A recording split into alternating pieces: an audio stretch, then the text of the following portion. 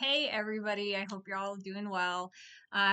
Different location. I'm not at my regular spot today. I'm actually watching my friend's cat for a little bit. So I thought, well, why not make a video while I'm here? That's always fun. So I'm kind of in a reading slump right now. I'm not gonna lie. I'm a slow reader as it is, but I feel like my reading has slowed down times 10. So I don't have any finished books actually, but I'm going to tell you what I've been reading and then just some other little fun tidbits here and there and kind of just have something because I don't know when I'm going to finish. I actually all those library books that I showed you in my library haul, I actually returned all of them. I did finish or I got halfway through the selection, but I actually had to return it and I didn't, even though I do want to actually get it out again. At the time I was like, I'm too overwhelmed with the books that I actually own that I want to read. So I decided I would just return all my library books and get to them after I kind of finish some books on my that I own and finish them. So that's the plan for now. I did get halfway through the selection, like I said, and I really like it. I don't have much more to say than what I said in the last video. Um, it's not like my favorite thing that I've read, but it's pretty tame and it's clean, at least for as far as I read. So even though, like I said, it kind of has a dark undertone. I am curious to see what happens eventually, but I wasn't too pressed to see what happens. Um, and obviously, like Blade Breaker, even though I returned it, because to me, reading a book that's like almost 500 pages um, feels pretty overwhelming to me at the moment. I just don't have the energy for it at the moment. So I decided to return it for now. And um, same with King's Cage. I don't even know if I'm going to read the King's Cage, but whatever. But I have been reading The Grave Thief by Dee Hant. Um, I didn't like I do own this one, and the reason why I picked it up was because of the cover. It just looked really cool. But as I started reading it, I started noticing like this character Spade. He has an uncle named Uncle Malachi, and Uncle Malachi gives these kind of little advice and little wise sayings to Spade, and a lot of them make me think. I'm like, oh, that's kind of biblical. Like what he's saying is kind of biblical. And so then I kind of read the author's acknowledgments to see what the author said. And indeed, she does say how she thanks God for the ability to write these books. And she actually says that the reason why she wrote this book, I don't know if she has other books, but the reason why she started writing books was because she would tell her children bedtime stories and the books were for her children. And then she ended up publishing them, which I think is really fun because Tolkien did that too. Um, so anyway, but oh my gosh, this is so charming. I'm over 100 pages in now. There's 300 pages. I think 300 something. So charming, first of all. I really love her writing style. It's a middle grade, so it's really easy to read, but it's really fun. Spade is a great character. This is, what's her name? Come on, brain. You know it. You know it. Please. Oh my gosh. I do know it. I swear. Ember. Okay, Ember, the red hair. Um, it's really fun. The two of them are on mission right now. So Spade is a grave thief. Okay, it's a family business. They're called the Joolie, Joolie, and all of them are named after some sort of jewel, as in like actual jewel. Like his father's name is Garnet. But he didn't get a special Julie name because when he was born, one of his legs it has a limp. I don't know, it doesn't specify what the problem is, but one of his legs is very stiff and can't move correctly. He can't run or anything like that, at least not well. He has a limp consistently. So he has something was wrong with his leg when he was born. So the Julie people are very suspicious. Is that the word? Not superstitious. That's the word. And so they didn't give him a jewel name because they figured, there's something kind of unlucky about him. So instead, they gave him the name Spade since he's going to be a gravedigger. So maybe that's lucky. They very much believe in luck and charms and stuff like that. But Spade doesn't. Spade doesn't really want anything to do with it. He likes to listen to what his Uncle Malachi says. Okay.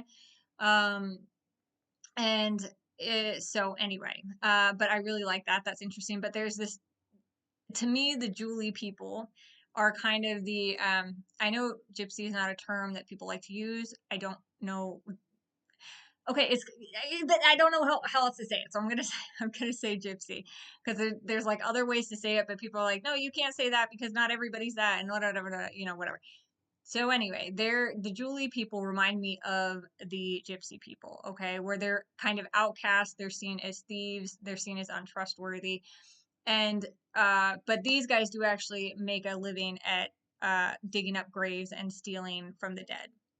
So you know, anyway, so he's doing that, and he gets his father gets this hint that there's going to be this really important guy getting buried, so who's part of the royal family. So Spade and his little brother end up, because they're the ones that do the gig. The father apparently not willing to risk his neck, but willing to risk his son's necks. But they go in there and they end up getting caught in the royal like graveyard or whatever. They end up getting caught by the queen, and they can't escape. They both end up in jail, and then he gets taken out, and he's told, excuse me, he's told that he will be freed if he manages to find the Moor Mage, Moor, the Moor Mage. And if he can find, because there's this evil entity called the Wogan, and the Wogan, they don't know how to get rid of it, but the Moor Mage might know, I guess, is what they think. So I've basically stopped at the point where they're actually met the Moor Mage, and he's going to let them know kind of what he knows. But he also seems like he's kind of cagey, so I'm not sure what he's really going to say.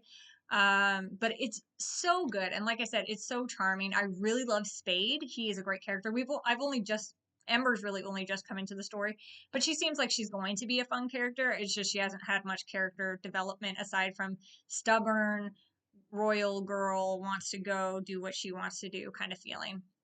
She's very smart though. She knows a lot about the Moor Mage and stuff that Spade doesn't know. And she is the niece of the queen. So, but she's also really helpful to the story because Spade can't read. And one of the first things that they had to do was the queen gave him a riddle to tell the Moor Mage, and he wouldn't have been able to read it. So thankfully Ember was there and she was able to read it. Otherwise, I guess the Moor Mage would have spelled him or something. I don't know. Okay, but something would have happened if he couldn't have read it. So I really love this dynamic so far. I really love Spade's character because he has these different like things that could hold him back, like having a limp or not being able to read and write and things like that. But he doesn't let it hold him back, and he's so charming. And I'm rooting for him. Okay, I'm rooting for him. So I will definitely let you know how it goes when I'm done with it. But so far, this has been probably one of my favorite finds at that used book sale. Totally worth it. And then bleh. I got through one chapter of Captivated. I love it so far. I really love the writing style. I really loved how the first chapter defined like what a woman wants. Every woman is different, and it does say that too, which I appreciate but all of us have this desire for adventure. We have this desire to be loved and to be pursued, not in a creepy way, in a positive way. And I really feel that myself, as a woman who is still single in her 30s, mid 30s. It can be really hard, especially in Christian culture, because getting married is such a big thing. And, that's a desire of my heart. And I believe that God put that desire in my heart. But, you got to be, I don't know, you got to be patient. And I trust God with this. I trust Him with my whole life.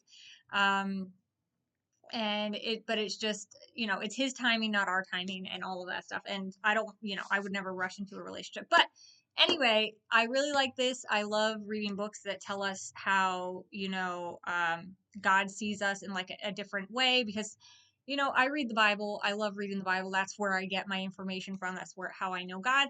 But sometimes you read it, and I'm no Bible scholar here, my brothers and sisters, but I like hearing people who have really taken more time to study, and it helps me when I read the Bible again to have a better understanding of what I'm reading too. So it's good. And I have this with me, though I have not started it. I have a bookmark in there, but I haven't actually started it. Snow Globe 2. This is going to be my next read by Sue Young Park. This is after I'm done with with The Grave Thief. I'm going to start Snow Globe 2. So I'm hoping in the next few days I'm going to be starting Snow Globe 2. This is hotly anticipated. This next to the Hunger Games book that came out, Sunrise on the Reaping, this has been my most hyped up read for this year. I am so excited for Snow Globe 2. So if you haven't read the first Snow Globe, I'm going to summarize real quickly. I am going to do a full, when I'm done reading this, which it's a chonker. Okay, how many pages? Oh man, 430, 435. It's a big book. I'm so tired. Um, we'll see. I'll take my time with this one probably, but I am going to do a full book talking about both. But Snow Globe 1, just a brief summary. Snow Globe 1 is about a girl named Chobam. I think it's Pak Chobam, but her name, I'll just Chobam. And they live in a society. All right, we live in a society. No, but they live in a society with the snow globe. You see the snow globe. It's split in two, so it's freezing all the time. Okay, like really bad temperatures, very cold, and but there is this place called the Snow Globe where it's perfectly temperature controlled, and all that. But the only people who can live in that place are directors, producers, and actors. So if you decide to go after that lifestyle and live in Snow Globe, you have to know that you are going to be working, number one, but also if you are an actor, your life, literally you just living in Snow Globe, your life is entertainment for the frozen masses that have to live outside of Snow Globe. Okay. So Chobam, who always wanted to be a director, she ends up actually getting wrapped up in Snow Globe because a girl in Snow Globe ends up uh, losing her life on purpose, I guess. Yeah, she just, you know what I mean. Okay. She ends up passing away, and um, Chobam looks exactly like her. So she ends up getting contacted by a director and taken to Snow Globe. And of course, Chobam is stoked because number one, she loved the TV show that this girl was in. She practically watched her grow up, okay? She grew up with her, okay? She loves this girl. And so she's heartbroken at what happened to her. But now she's like, I get to fill in her life. I get to go live in Snow Globe. It's like paradise, you know what I mean? But then once she gets there, she finds out things are not what they seem, and it's crazy. So on the cover of this one, and on the cover on the back of the other one, it says, "The Hunger Games meets the Squid Games." Inaccurate. Do not, this is garbage. Do not believe that. It is, I've not watched Squid Games, okay, but I've read The Hunger Games and I've watched The Hunger Games, and it is nothing like that at all. There's no trials, there's no games, there's no nothing. The only games happening here, the only trials happening here are like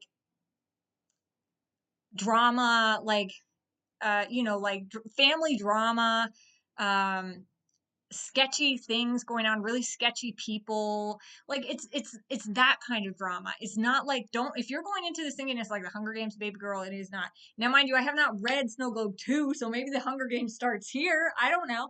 But the first one is, there's nothing like that. It's more like manipulation, and you're not really sure what's going on entirely. There's so many secrets. It's that kind of thing. It's like a K-drama. If you like K-dramas, it is very much, and I think also because it's written by a Korean woman, like it's very much like that vibe. It's got that K-drama vibe where you're like, dun dun dun, every episode you're like, what's happening, and people are slapping people, and you don't know what's going on, and the drama is real, and people are shady, and people are crying in the bathroom, and that kind of thing. Okay. Which that's good. Okay. It is dystopian, obviously, but that's about as close as it gets to the Hunger Games or the Squid Games. So I'm tired of people comparing. Anyway, this is a hot read for me. I honestly wanted to start it right away, but when I got this, I think I was in the middle of Realm Breaker. So I wanted to finish that. And then I wanted to read something a little easier to read. Like The Grave Thief, which is why I started The Grave Thief. And so, but anyway, as soon as I'm done with that, we're going to dive in here and get that going. So I'm super, super stoked about that. Other than that, other things going on, not a whole lot. Actually, I'm staying at my friend's house, and she has tons of books that I like, and she likes Christian authors, and I think she has some Lynette Eason, I think her name is, and she does like action thriller, romance thrillers, and things like that. So I'm like, oh, I like want to borrow all my friends' books. So who knows? Maybe that'll happen. But yeah, so like I'm in my own like it's like being at a library, but it's your friend's house. But anyway, so that's going on. That's really exciting. Uh, yeah, I'm writing. I'm doing a lot of writing. I actually did quite a bit of writing today, which I'm really excited about. So, as you guys know, I have my own book series. It's called The Project by Jillian Hope. It's on Amazon. I'll probably have it linked below or have my Goodreads linked below if you ever want to check that out. The second book in the series just recently came out, and the third book I'm hoping is going to be up sometime maybe by the end of the year. It really depends on if I can really grind my, really get it going. But I don't know at the moment. But right now I'm actually working on it's in the same world or in the same universe, I should say. But I've been working on another book that is based on, I have this duology that is also going to be released, same universe, like I said, but focusing on different characters. And it's a duology that's based on two sets of different brothers from two sets of different world situations, basically. So, as you guys may know, you probably don't, but my story, it has different races. So we have humans, but humans came from this group called the Astani. The Astani were made on the same day as the Narzenzi were. So when the world began, Narzenzi and Astani came to be. And they were initially the only races that existed on Inveris, which is the name of the world. And they they were tasked with the duty of protecting against the darkness. So there's as there is there is good, and the one is the creator of the world and is good. And then there is Viha, and Viha is evil, and she was once a servant of the one, and then she fell because she wanted to do things her own way. And so she terrorizes the world. She makes monsters, she makes like natural disasters happen, things like that. And the Narzenzi and Astani were tasked to protect against darkness. Darkness meaning kind of any action done by Viha. But unfortunately, people ended up being corrupted by Viha and choosing to follow her and become servants of Viha. And so that had to be another thing that they had to protect against. So the Narzenzi have special powers, they have special giftings, and so do the Astani. The Astani have light abilities, is what they're called, or light matter given gifts. And those are usually more passive gifts, or they do have like gifts of healing, gifts of wisdom, gifts of um come on, they can grow plant life, they can create wards like to protect, like if they needed protection or something like that, they can create like kind of like a bubble of protection, right? They can have perfect memory. They can, so like their gifts are more, I call them passive. I'm not sure that's really the word, but they're not offensive, if you will. They're just protective, more like, and some of the, and like to kind of help them be discerning and help them be able to help other people. Like the Narzenzi and Astani are supposed to complement each other, okay? So the Astani have more of the, um, those kind of abilities. And Astani are in looks and appearance, they vary greatly. Some of them have really dark skin, some of them have really light skin. Most of them live in southern regions of the world, or they did anyway, so they are more tanned. They have many different colors of hair. It doesn't matter. Like there's a lot of variety. They look human. Okay, they look human because humans come from them. And then the Narzenzi are very different, where they all have silver hair. There's no variety in hair color. They all have silver hair. There might be different textures to their hair, but it's all silver. And they generally they're very pale, but that can vary depending on where they live in the world, because there are some that live out in the west who are, and it's the west is a desert, so they have tanner skin, but it's never going to be as dark tan as like Astani are going to get. They generally have lighter skin tone and their eyes glow, but their eye colors can be unnatural colors for humans, let's say. So they can have like orange, purple, green, blue, you know, pretty much any red. They can pretty much have any eye color, but their eyes always glow. There's always going to be a glow to them, to the iris. So yeah, but that's what they look like. But in terms of like body shape and whatever, body shape is anything. They can be anything. Um, but one day the Astani, I'll just give an overview of where the humans came from. So Astani eventually fell to the evil of Viha one way or another. And they actually broke a promise that had been made to the One at the beginning of time. So the One didn't give them a lot of like laws or things to do, but he did give them, I think each people group made 3 promises, which you think I would know. I wrote this, but I can't remember all of them. But the 2 that I remember the most, I know there's a third one, I just don't remember. It's okay. It's my story. Maybe I'm wrong. Maybe it was only 2, but the main promises were for the leaders, because obviously there were leaders put over the people. They were to not break their bond. So their bond being with their partner, okay, breaking bonds was unacceptable, and they were not to spill blood on the innocent earth. So those were like the 2 big promises. And the Astani leadership end up breaking the one about do not break the bond that you made with your mate.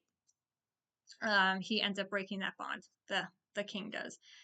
And of course, it's kept hidden for a long time, but everybody knows that when that happens, a judgment is going to come upon the people. And, but it doesn't for so long that the king just thinks, well, then there was actually 0 threat here.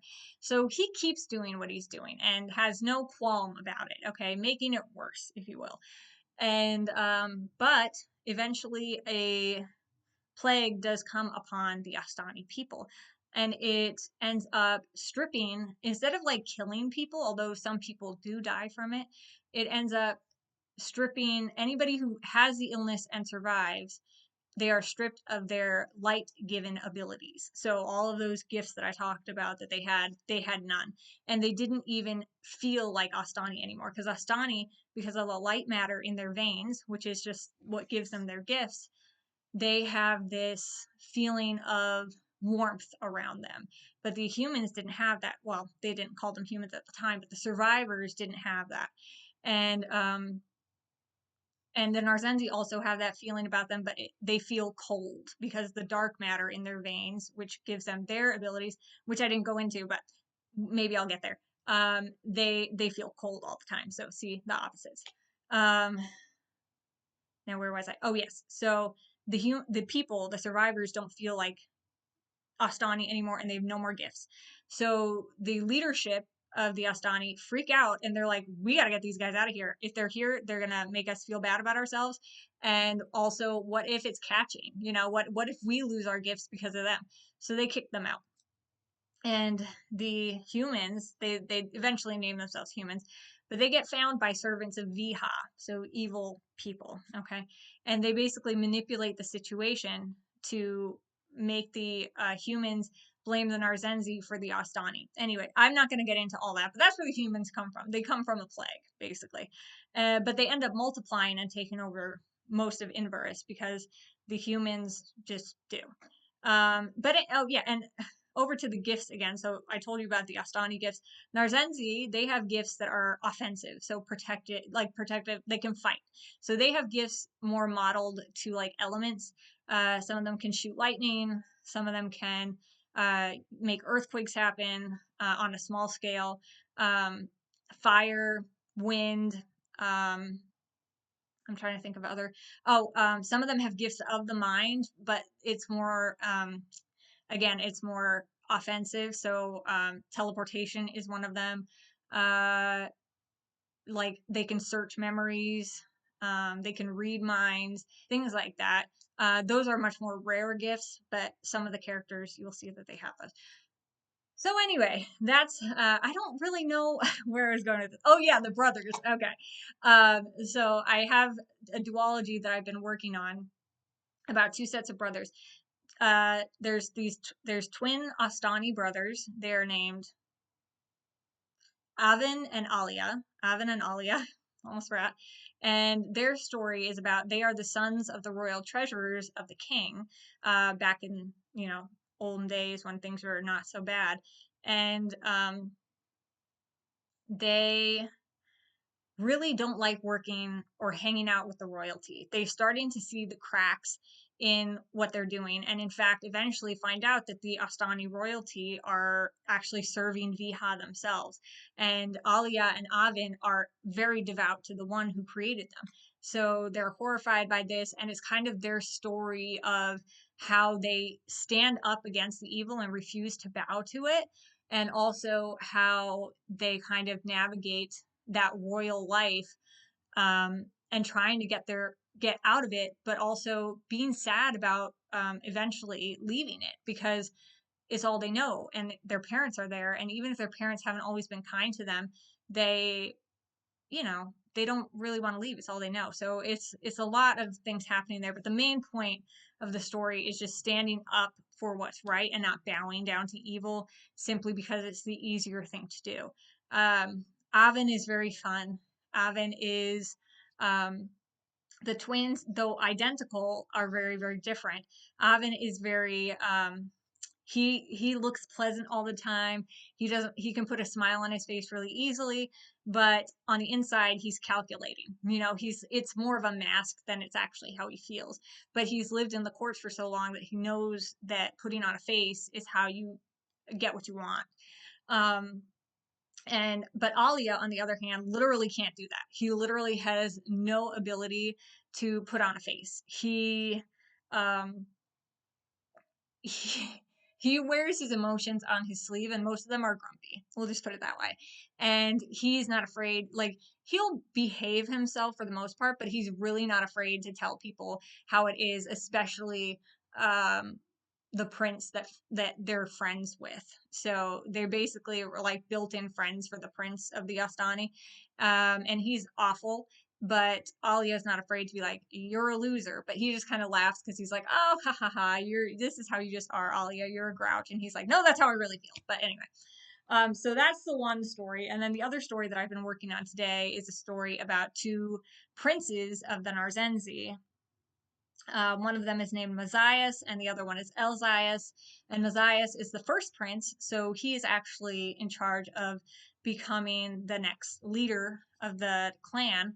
And Elzias is the second brother and the youngest brother, and he is the bodyguard. Basically, that's what he's being trained to be. And I got this idea before that was a thing for Powerless. You know how Kai is Kit's bodyguard. I or enforcer, whatever. That's not that. This was my idea first. I swear. Well, I don't know about first. I don't know how long. She's been writing since she was young too. But anyway, I guess it's just a common theme. But it follows them as so the Astani try to enslave humanity, or actually, try to is not the word. They do enslave humanity after the plague, right? At least for a while. But Mazias is friends with one of the humans. He makes friends. He just makes friends with the humans, and it's his mission and journey to freedom for them. So it's a story of, again, standing up against evil and doing the right thing. Um, but also like at great cost, because it obviously um, causes a lot of shakiness in relationships. But I love this duology because there's a lot of crossover between the two stories, and it's really fun. I'd never written a story like that where I've had crossover, because Mazias and Elzias obviously in briefly know Avin and Alia, and they certainly know the prince that they hang out with. And I love having those moments when the stories actually do cross over and you see things from different angles, and it's really fun. So yeah, I'm having a really good time writing it. And yeah, I guess I won't say anything else because I don't I don't want to give away spoilers, but I do really love to talk about my stories. And But the stories that are out now are really good. I don't know when this one will be out. I haven't even finished it yet, and this is just the first draft. But I'm having a good time writing it, and it really technically it's not in in the order of things to publish. This is probably going to be a much later publishing, but in the meantime, I'm having a great time. But if you are curious about my books, like I said, I'll have it linked in my description. Um, the project is focused on this character named Vance. It's really his story of coming to terms with a lot of things and enduring a lot of hardship. He's used as a project to make a super soldier to fight against the Narzenzi. At this period of time in their world, the Narzenzi are very few and far between, having been decimated by two world wars basically. But the remaining Narzenzu there are all vicious and they want to take down as many humans as they can in kind of like a last ditch effort. Um, so it's his story about having to face great evil and stand on his own feet. And it's also a story about not just standing on your own feet, but trusting your friends to be there for you and trusting God to be there for you. The one is God. And not doing things on your own. He doesn't quite learn that in the first book. Maybe he doesn't quite learn it in the second, but I promise he gets it by the third. So anyway, long story short, that I guess I babbled on for long enough. The dishwasher's done. I heard it chime. So I guess that's my cue. We're going to leave it there. But if you are curious and you'd like to hear more about my books, or maybe you're just here to see what I'm reading, whatever the case may be, thank you for coming. And I hope you guys have a really good day. Remember that I love you and Jesus loves you way more. And please check out my stuff below. All right. Have a great day. Bye.